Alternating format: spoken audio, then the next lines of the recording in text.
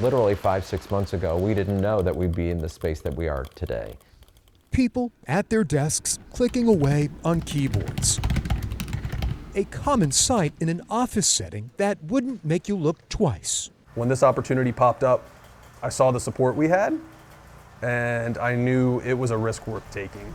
But the work Joey LaMonaco and his colleagues are churning out is becoming more rare by the week. I just love spending time with people and, coming up with a product that's really a slice of their life. The 33-year-old journalist covers news for the Fredericksburg Free Press. It's like a mini Christmas morning every morning when you see your byline. The digital news operation launched in February, where everything local takes precedence.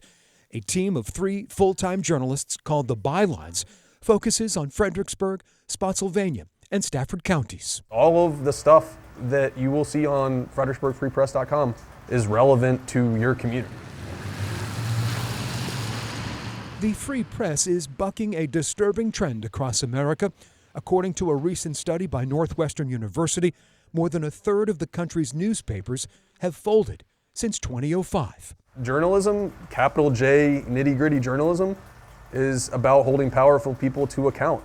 And that's what you lose when you lose local newspapers, when you lose local publications. In 2018 alone, the Richmond area witnessed 3 newspapers, the Herald-Progress in Ashland, the Hopewell News, and the Caroline Progress shutter for good. When local journalism disappears, then everyone's a little lost. When legacy media companies roll back coverage or close newsrooms entirely because of shrinking ad revenue, Free Press treasurer Andre Pineda says the void creates so-called news deserts. It erodes civility, it erodes your sense of community, it increases that tribalism aspect that we're seeing everywhere. Pineda, who lives 2 blocks from the Free Press newsroom, says he witnessed it happening in his hometown.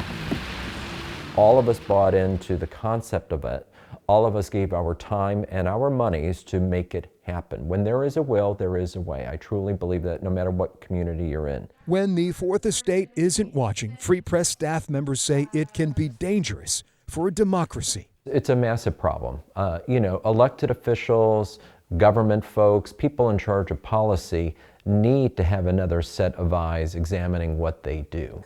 Having 3 dedicated reporters to cover this region is really a big deal. Journalist Kathy Knott says she is invested in covering the issues that impact her neighbors. We're the people next to you at the football game. We're the people shopping in the grocery store with you. We're at the library with you. We're not living far away and writing stories from far away. What you won't see reading the Fredericksburg Free Press? Advertising. Absolutely. I think people here, they want to know what's going on a local scale. Chris Muldrow, vice chair of the board, says the nonprofit runs entirely on corporate sponsorships and donations from readers. We went in thinking we were going to hire 1 reporter on day 1, and on day 1 we had 3 full-time reporters hired. So I think that speaks to the support that we've gotten. The daily news operation, available to anyone and everyone, is also free of opinion articles. That's been the primary thing that people have asked is this going to be all opinion, or is it going to be fact-based, objective journalism? And we've always said fact-based, objective journalism is what we're trying to do. We're here to serve our readers. We have no interest in trying to persuade anyone. We're here to present the facts and let people make their own decisions. Free Press readership is soaring. More than 5,300 people have already signed up for the daily headlines in less than 2 months. It's that sense of belonging that things like this, entities like this, whether it's here in Fredericksburg or across the country, communities are desperately wanting. The Free Press envisions adding reporters to the staff and expanding local coverage into King William and Caroline counties. I live in downtown Fredericksburg.